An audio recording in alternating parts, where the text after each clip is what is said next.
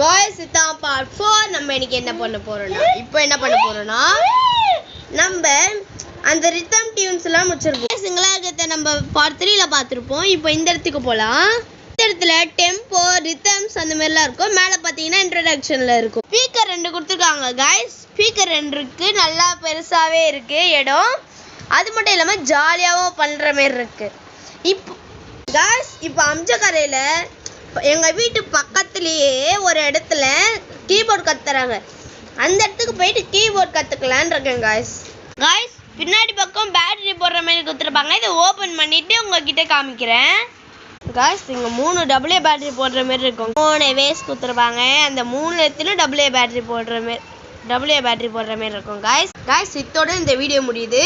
அடுத்த வீடியோவில் நம்ம இந்த பேட்டரிலாம் போட்டு எப்படி ஒர்க் ஆகுதுன்னு பார்க்கலாம் காய்ஸ். Bye guys.